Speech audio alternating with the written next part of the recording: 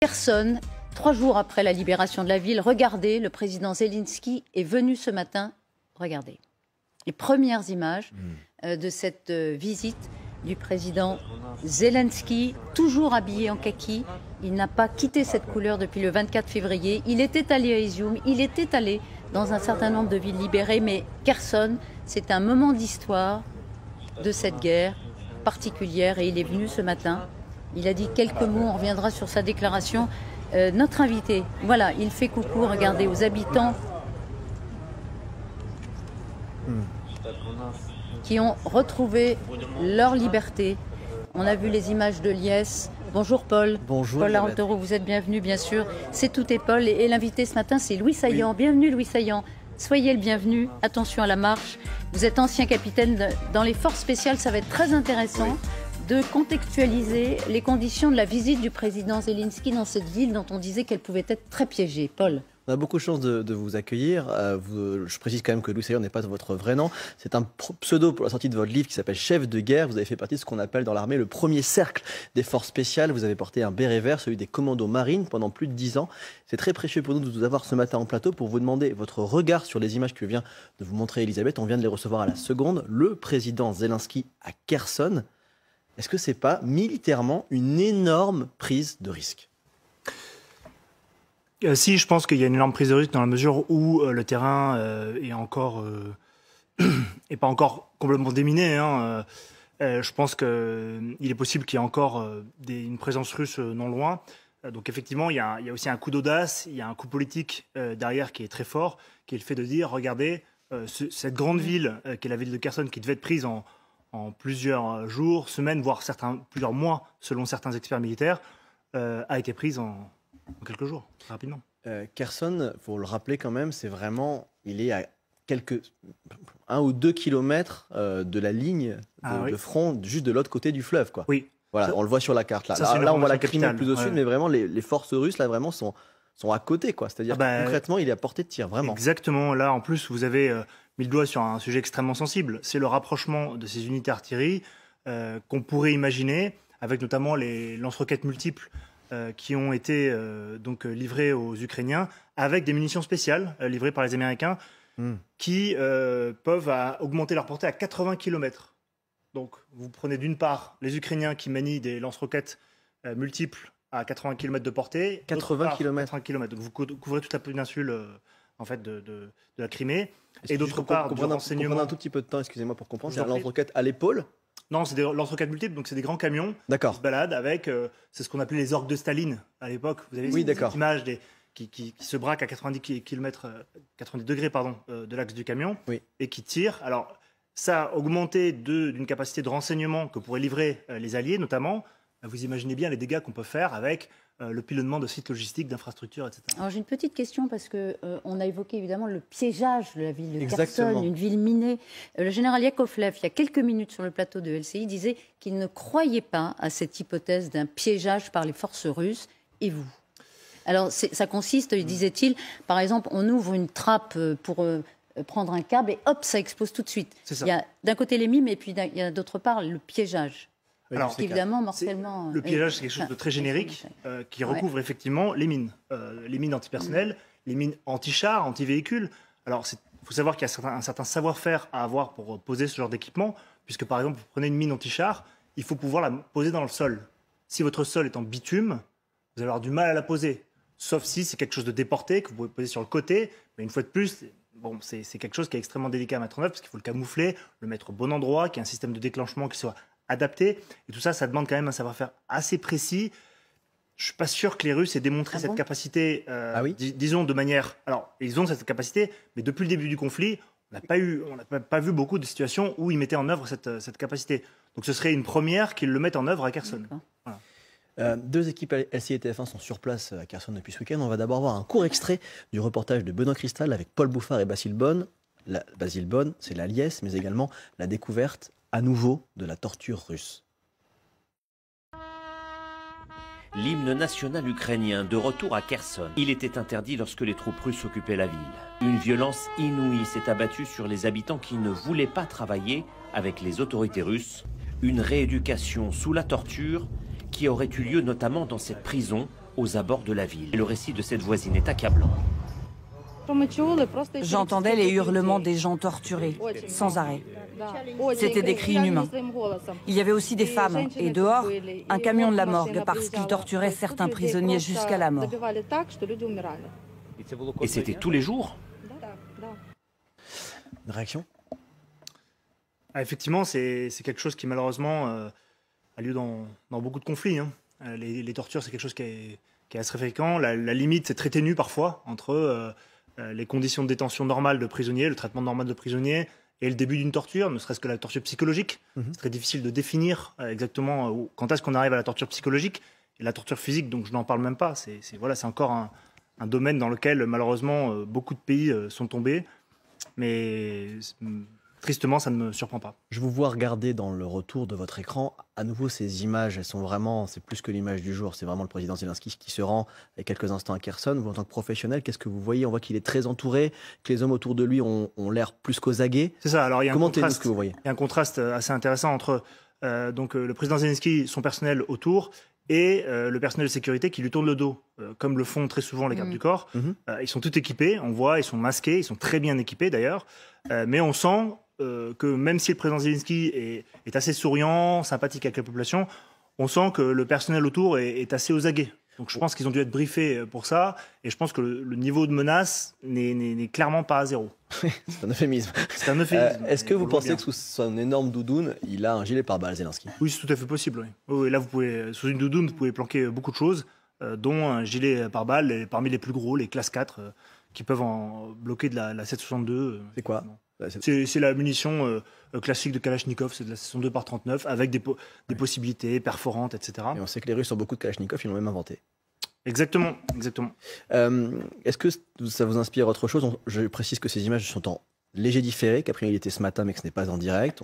On imagine qu'il est reparti, on ne sait pas exactement. Est-ce que ça vous inspire autre chose? On ne sait pas combien de temps a duré. Voilà, on ne sait pas combien de temps. On a pensé qu'elle était très brève, la visite. Non, mais est-ce qu'il s'est déplacé à divers endroits? De toute façon, les choses se savent après. Oui, bien sûr. Visite, hein. Par sécurité. Alors ça, il faut savoir, c'est des itinéraires. Alors c'est des visites qui sont la procédure est très codifiée, en règle générale, en tout cas dans les forces occidentales. Quand vous faites une visite de personnalité comme ça, la visite, il y a plusieurs itinéraires, et personne ne connaît l'itinéraire jusqu'au dernier moment. Et encore, il n'y a que les gens qui doivent la connaître, les forces de police locales, je pense, par exemple, qui peuvent très bien ne pas avoir été informés jusqu'au dernier instant de la visite par sécurité pour l'itinéraire. Au-delà du courage physique évident, est-ce qu'il ne fait pas de la com aussi? Alors, je pense qu'il y a une partie de com, mais c'est un geste politique. De se promener comme ça, tête nue, dans la ville. Mais sans casque. Sans casque, effectivement. Il y a clairement un risque, sachant que la ville, c'est quand même un endroit qui est extrêmement dangereux pour les fantassins, donc pour les troposols. C'est-à-dire que vous êtes, et c'est pour ça qu'on voit les bonhommes autour de lui souvent de dos, en train de regarder vers le haut, parce que vous avez beaucoup de fenêtres qui sont autant de postes d'observation, voire de tir d'un tireur embusqué, d'un tireur isolé.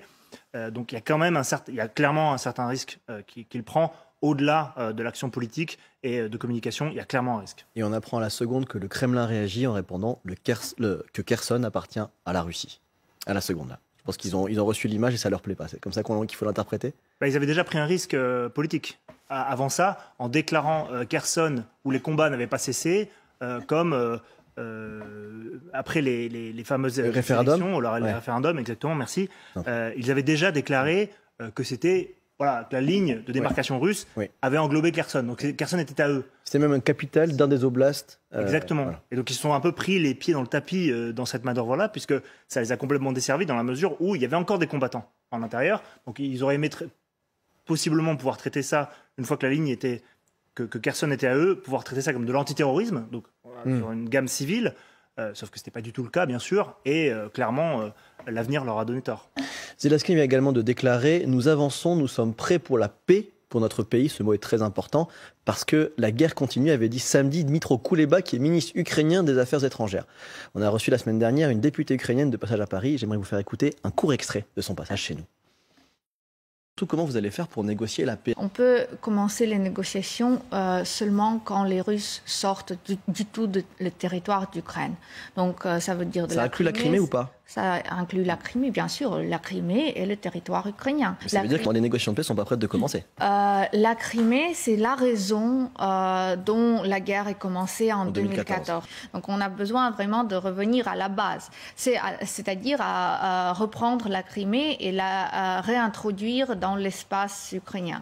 Vous qui avez longtemps été un professionnel de la guerre, à quel moment on range son fusil et on commence à parler autour d'une table? Alors, en amont, je pense que ce qui est important à dire vis-à-vis du fait d'envisager des pourparlers de paix, c'est qu'il faut savoir qu'il y a aussi une diplomatie parallèle dans ces situations-là. Et il y a quelque chose qui intrigue un peu, qui titille, c'est le fait que ici même, il y a des généraux, il y a peut-être une semaine, qui anticipaient une grande bataille à Kherson, qui anticipaient un grand délai avant de pouvoir libérer Kherson. Et là, on voit qu'en 3 jours, poum, Kherson. Et donc, sans combat. Ça veut dire qu'il y a déjà eu des discussions? Alors, on pourrait, ça pourrait être une hypothèse de se dire, si Kherson est tombé aussi vite, peut-être qu'il y a eu des accords sous-jacents avec les Russes, entre Ukrainiens et Russes, ce qui n'est pas, en termes de diplomatie parallèle, inentendable. Mais des accords où, finalement, une forme de réserve qui n'est pas écrite, qui n'est pas dite, mais il y en a qui s'en vont, il y en a qui les laissent partir. C'est ça. Alors, mais ce n'est pas forcément un accord signé. Non, ce n'est pas forcément un accord signé, mais vous cédez Kherson, et derrière, ça vous permet, vous, en tant que Russe, déjà de souffler un petit peu, de libérer un peu de champ, de donner un avantage politique aux Ukrainiens, qui peuvent ensuite dire, voilà, moi j'ai eu un avantage, j'ai gagné la bataille de Kherson, je vais rentrer dans les pourparlers de paix, donc vous sortez à la tête haute. Et pour les Russes, quel est l'avantage? Tandis que les Russes, l'intérêt? Peut-être qu'ils ont une forme d'essoufflement, une forme de faiblesse tactique, stratégique, je n'en sais rien. Ça peut être autre chose qu'une défaite, ce retrait? Ça peut être l'enjeu d'une négociation. C'est une défaite politique. Oui, et militaire. puis, de toute façon, c'est un aveu de faiblesse militaire. Bien sûr. Mais peut-être qu'il y a quelque chose derrière. Voilà, peut-être dans quelques jours, dans quelques semaines, on verra des pourparlers de paix s'engager entre l'Ukraine et la Russie, ce qui n'était inaudible jusqu'à maintenant. Hein. On a vu la députée en parler. Mais bon. Ce qui est intéressant, vous êtes un pro des cartes, vous avez libéré des otages, vous savez analyser les cartes. Et Kherson, c'est également un verrou vers la seule et unique route, voyez, qui amène à la Crimée. Bien sûr. La prochaine bataille potentielle, c'est les Ukrainiens qui disent « Attention, nous, on veut carrément reprendre la Crimée. Ouais. » Parfois avec peut-être des armes françaises et les canons César. Est-ce que pour vous, c'est une bataille qui vous paraît plausible ou pas du tout? Alors, je n'irai pas jusque-là. Je vais vous dire, je n'ai pas assez d'éléments à ma main, mais clairement, comme je l'ai dit tout à l'heure, la problématique de Kherson, c'est aussi une problématique de proximité. C'est aussi bête que ça. Hein. Parfois, en stratégie, c'est aussi simple que je suis assez proche avec mon bâton pour te toucher, donc tu deviens un adversaire à ma portée. Donc là, c'est un petit peu le cas. Le bâton, c'est les pièces d'artillerie, c'est les lance-roquettes qui peuvent être orientées grâce au renseignement occidental. Et à ce moment-là, effectivement, ils deviennent de vrais prédateurs pour la Crimée, alors que ce n'était pas le cas auparavant, simplement parce qu'ils n'avaient pas d'armes à porter. Il faut qu'ils traversent le Dniepr. Exactement. J'allais le dire, il faut qu'ils traversent le fleuve. Oui. Et ils ont détruit beaucoup de ponts. C'est compliqué. Alors ça, c'est une des plus grosses problématiques qu'on peut voir sur un champ de bataille, c'est la problématique des ponts. On l'a vu avec notamment le pont de Crimée qui avait été saboté probablement. Donc ça, c'est aussi une énorme problématique. Il faut savoir que quand vous détruisez un pont sur un champ de bataille, ce n'est jamais une décision au niveau tactique. Ah oui. Au niveau tactique, vous ne pouvez jamais détruire un pont. Ah bon? Vous devez le détruire au niveau stratégique. C'est-à-dire qu'en fait, vous devez appeler des très hautes strates de l'état-major. Ça remonte tout en haut. Parce que c'est Poutine en personne qui a fait péter les ponts. Ce n'est pas ce que je dis, mais c'est qu'en tout cas, dans une armée normale, vous ne pouvez pas le faire péter comme ça. C'est parce que, d'une part, on les voit les ponts là, justement. Vous allez obérer la capacité de l'adversaire. Exactement. Oui. Mais sauf que vous allez, si vous devez poursuivre l'adversaire, c'est par où est-ce que vous allez passer? Et les capacités amphibies, il faut savoir que c'est quelque chose d'extrêmement technique. Faire traverser un char dans l'eau. Alors certains chars sont quasiment submersibles, je dis bien quasiment parce que tout le monde n'a pas ça. Sinon vous avez des barges, mais il faut de la logistique, il faut les régiments du génie qu'on connaît, que l'on a en France, mais c'est les premiers à vous dire que c'est compliqué. Imaginez, vous avez un petit peu de courant, vous faites traverser vos bateaux, il faut lutter contre le courant, c'est vraiment très très technique de refaire passer du personnel. Et ce qui est passionnant également, de nombreuses équipes sur place, dont Charline Nurel, nous disent qu'il y a des tranchées. On va revoir la carte. Au sud de Kherson, il y a 2 villes, Armiansk et Chongar, si je les prononce bien, où il y a des tranchées. Est-ce que ça veut dire que les Russes attendent de pied ferme les Ukrainiens pour défendre la Crimée? C'est comme ça qu'on peut l'interpréter ou pas? Écoutez, ça peut aussi être. Alors ça, c'est là, on les voit. Voilà. Là, on les voit ces tranchées. On peut absolument l'interpréter comme ça, mais on peut aussi interpréter ça comme de la communication. parce que les Russes sont les premiers à utiliser. Oui, c'est des images satellites, elles peuvent être vides, c'est tranché. Exactement. Et ils savent très bien que l'Ukraine, est probablement une des zones les plus observées par satellite en ce moment.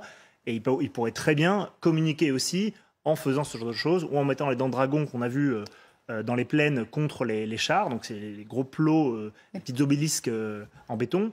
Pour faire peur. Très bien être un signe pour montrer de la présence alors qu'en fait il n'y a personne. Où il n'y a pas de moyen pour le défendre, hormis ces traces au sol. Vous écoutez, vraiment passionnant. On va prendre un tout petit peu de hauteur. J'aimerais vous lire 2 citations sur Kherson de ministres des Affaires étrangères. Attendez, on voit les lance-roquettes multiples, là, on les a vus passer. Fugacement, avant les camions, effectivement. Alors ça, ce sont les images de Jérôme Garraud, qui était du côté des forces russes, donc de l'autre côté du fleuve, image exceptionnelle, évidemment. Oui. Et il a vu toutes les forces russes dont les dents de dragon. revenir, peut-être. Voilà. Et les dents de dragon. Ça, c'est les dents de dragon dont vous nous parlez. Et ça, c'est du côté... merveilleusement. Ça, c'est le cas de le dire. Merci Marion Villette et Laura Baca. J'étais en train de vous dire, avant que vous nous commentiez ces images LCI, on revoit les dents de dragon, que l'actuel ministre des Affaires étrangères disait dans le journal du dimanche, le Parisien, hier, la libération de Kherson, c'est de la joie et des larmes, c'est évidemment une victoire militaire, mais aussi symbolique et même psychologique, disait donc Catherine Colonna dans le Parisien. Hier, c'est là où j'aimerais vous interroger, quelle est la part du psychologique dans le militaire? Vous écrivez dans votre livre que c'est absolument primordial, et la question annexe, c'est est-ce que les Russes ne sont pas un peu pliés psychologiquement, ne sont pas en train de perdre? Je sais pas, parce que je pense que la communication a un poids énorme dans ces histoires, mais clairement, le psychologique joue énormément ici. Ça recroise la communication qu'on voit sur les réseaux sociaux. Il y a énormément de psychologique en jeu, et c'est aussi ce qui va jouer sur le moral des troupes, bien sûr, sur l'efficacité des troupes, sur le fait de durer. Quand vous voulez que les gens durent, il faut que psychologiquement ils soient stimulés, relancés, qu'on leur dise voilà, vous êtes dans une phase ascendante de victoire. Sans ça, malheureusement, effectivement, c'est très difficile de garder des hommes opérationnels aussi longtemps. Jean-Yves Le Drian, l'ancien ministre des Affaires étrangères, a ajouté également hier dans la presse, la chute de Kherson, c'est un échec pour les forces russes. Vous venez de le dire, qui n'ont pas réussi à tenir cette ville, mais un retrait aussi déclaratif cache peut-être un piège. On en parlait déjà un petit peu. C'est un retrait déclaratif. Qu'est-ce qu'il y a derrière ce mot? C'est militaire? Non, c'est diplomatique à ce stade, je pense. C'est militaire et diplomatique. C'est-à-dire que, clairement, il y a peut-être quelque chose derrière. Alors, il faut savoir que Jean-Yves Le Drian a longtemps travaillé dans le renseignement, et quand vous êtes dans le renseignement, vous êtes au cœur de cette diplomatie secondaire, on va dire, où deux adversaires absolus peuvent négocier, peuvent arriver à la table de négociation sans qu'on puisse l'imaginer. Il a été longtemps ministre de la Défense, vous voulez dire, parce qu'il n'a pas été à la DGSE. Il n'a pas été espion, ou alors vous avez un scoop à nous donner. Non, mais ce que je veux dire, c'est que quand vous êtes ministre de la Défense, en fait, vous travaillez avec tous ces gens-là. Je pense que vous êtes familier. Évidemment. Est-ce qu'en opération, dans une des nombreuses opérations que vous avez fait, vous avez déjà été confronté à un faux retrait comme ça d'une ville ou d'un quartier, ou qu'est-ce qu'il faut faire dans ces moments-là? Non, mais clairement, tactiquement, il n'y a pas grand-chose à faire. C'est-à-dire que quelqu'un vous laisse le terrain, il est à prendre. Maintenant, il est à prendre avec des pincettes. Vous en parliez au début du reportage. Je pense à Falloujah en Irak, qui a été un absolu carnage lorsque les Américains sont engagés dans la ville, qui normalement devait être libre ou tout du moins faiblement défendu. On entend, le président Zelensky. C'est de nouvelles images qui nous parviennent. On n'a pas encore les sous-titres tellement c'est en direct. Ça va pas tarder. Là, on voit donc, on découvre en direct en même temps que vous, face manifestement à un mur de caméra, ce qui ressemble à un début de conférence de presse. Là, je sais pas si c'est en direct. Ça me semble être c'est pas en direct. Mes excuses. Ce n'est pas du direct, mais encore une fois, il prend un énorme risque militairement. Non pardon, on vous a coupé, mais c'était important de voir les images. Oui, je pense qu'il prend un risque énorme, mais le titre parle bien aussi. Quand Zelensky dit nous sommes prêts pour la paix, du moins cette phrase qui est affichée prêt pour la paix, je ne sais pas si c'est lui qui l'a dit, mais s'il l'a dit, c'est aussi intriguant, je pense, par rapport à la conversation qu'on vient d'avoir. C'est-à-dire que ça laisse penser certaines choses, même si militairement il n'y a rien à en dire, comme on disait tout à l'heure, si le terrain est à prendre, il faut le prendre. Maintenant, il faut le prendre avec des pincettes. Là, on voit il y a peut-être un enjeu politique. On parlait de Falloujah, où clairement il y a une forme de piège dans la prise de Falloujah, où énormément de Marines américains sont décédés parce que les bâtiments, les cadavres, la ville étaient piégés. Et là, pour le coup, c'était explosif que les gens avaient passé des mois à installer en attendant l'arrivée des Américains.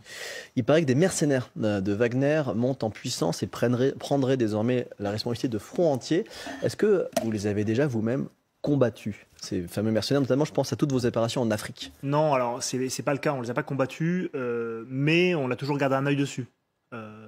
parce que, notamment au Moyen-Orient, parce que ce sont des unités qui ne sont pas officiellement, bien sûr, déclarées comme étant faisant partie d'une armée conventionnelle au profit de la Russie, mais on sait très bien que, parallèlement, ça sert toujours les intérêts russes d'avoir des hommes non marqués, non identifiés. Là, ils sont marqués maintenant, non? Maintenant, ils ont marqué, mais sur le terrain, c'est parfois difficile. Ah oui, d'accord, au sens propre, ils n'ont pas d'écusson. Et même aujourd'hui, quand vous regardez les combats qu'on dit asymétriques, souvent, même les combattants conventionnels sont difficiles à distinguer parce qu'on est en tenue dite basse visibilité, donc, et parfois les camouflages se ressemblent, donc parfois c'est très difficile. Donc ça ajoute à la confusion et ça crée ce brouillard de guerre qu'ils arrivent à exploiter. Et les Tchétchènes, vous les avez croisés ou combattus Alors non, une fois de plus, c'est des unités qui sont quand même peu employées, je pense, par les Russes, et dans des conditions très particulières, comme on l'a vu là. Donc là, on aurait dit plutôt une armée de supplétifs, mais clairement, c'est aussi des unités à redouter, je pense, pour notamment leur combativité et leur esprit de victoire. On rappelle le titre de votre livre, bien sûr. Oui, Chef de guerre. Aux éditions Mareuil. Chef de guerre, vous étiez dans les forces spéciales. Paul le disait tout à l'heure, ça n'est pas votre nom, Louis Saillant. Non, c'est pas mon nom. Non. C'est celui au XVIIIe siècle, d'un homme qui était passé par les égouts pour prendre le château de Cracovie. Exactement, vous êtes bien renseigné. Un autre commando. Merci, à bientôt bien sûr sur le plateau de LCI. Merci à vous Louis Saillant. Dans un instant, les chroniqueurs. Gérard Collomb a mis un énorme pierre dans la chaussure du gouvernement en évoquant un épisode potentiel sur l'immigration à l'heure où le gouvernement se dépêtre avec l'accueil de l'Ocean Viking face à une opposition d'extrême droite remontée comme une pendule. La déclaration de Gérard Collomb, info ou intox? À tout de suite avec Julien Arnaud.